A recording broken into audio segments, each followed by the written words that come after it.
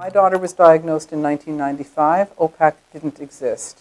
There were a number of organizations that did exist, hospital foundations, volunteer organizations, but there was nobody who was really the voice of childhood cancer from the parent perspective. So when your child is in the hospital, there's a lot of help for your children, and parents were often considered sort of the undiscovered patient in a way because they were unsupported. And so it was easy for us to come together as a provincial organization and find a mandate that really spoke to us all, could all get our heads around the fact that parents need support because this is a pediatric hospital.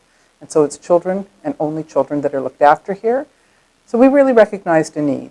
And our organization was able to come together and say, we will support parents. Sick Kids is the largest of all the 5 pediatric oncology centers in the province of Ontario. So a lot of the kids are coming in from all over the place, and particularly if they're coming for a bone marrow transplant, they're coming from any of the 5 centers. So it was very easy for our initial group to get together and say, most families are going to end up at Sick Kids at one time or another. And so we established the parent liaison role here at Sick Kids, and we've been in the process of expanding it out. We do have presence in London, we have presence in Hamilton, Kingston, Niagara, Windsor, Barrie. So we are a pretty wide-reaching organization. Our parent liaison program, there's 3 of us here at the hospital, and we also are out at Credit Valley now, and we have a strong presence there. We're in the process of establishing parent liaison role at McMaster as well. So as our finances and funding increase, we're more able to expand out. We have really made great inroads with the staff, with families, of course, and with children as well. So we work really well in partnership with a lot of different organizations. We were really influential in establishing new parking HPAS programs that exist provincially.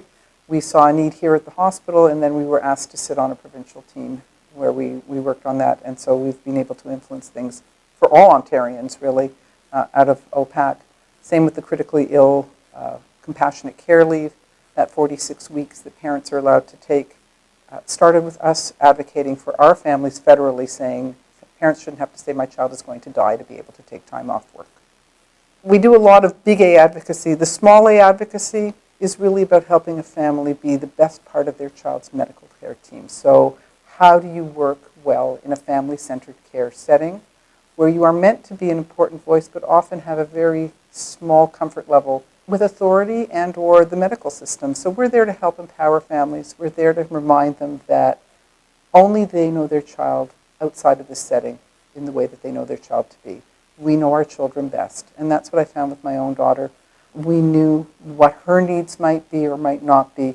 You know that if your child is a quiet child but becomes a rambunctious child or vice versa, those aren't normal behaviors for them.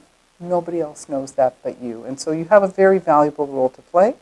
And as a parent, we're often struggling. How do we keep our family whole? How do we keep our family intact?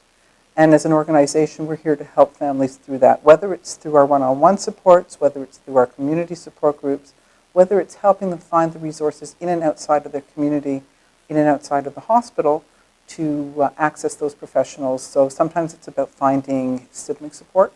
Sometimes it's about finding marriage support. Sometimes it's about finding financial support.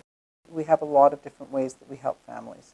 We help them ourselves with toiletries. We have big donations from a number of organizations so that Colgate helps us make sure that our families are able to brush their teeth, wash their hair. Because often you have an unexpected stay in the hospital, particularly when you're newly diagnosed. Often you go to your family doctor, and in our case, we spent the morning at our family doctor.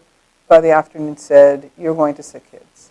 Now, my family lives in Toronto, so that wasn't a hardship. If my family were coming in by, Orange ambulance or ambulance from anywhere or from anywhere outside the GTA, it might not have occurred to me that I need to bring along some of those things. We help families with Tide Pods and things like that so they can do laundry here in the hospital. There's lots of different ways that parents can find out about us. We try never to meet a family before they've had their disclosure meeting.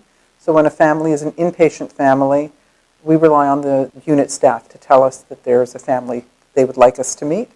Sometimes that'll mean that they will encourage a new family to come down to one of our Tuesday evening drop-in meetings. or it'll mean that we're going to go and have a one-on-one visit with a family, and they'll tell us, in what room this family is, and then we take them our package. We have a package of materials, so they include our bag, our binder, our book, information about the organization, information about our parking passes, information about our toiletries, and we include some of those things. We have the shields, we have capes, we have hats, we have masks,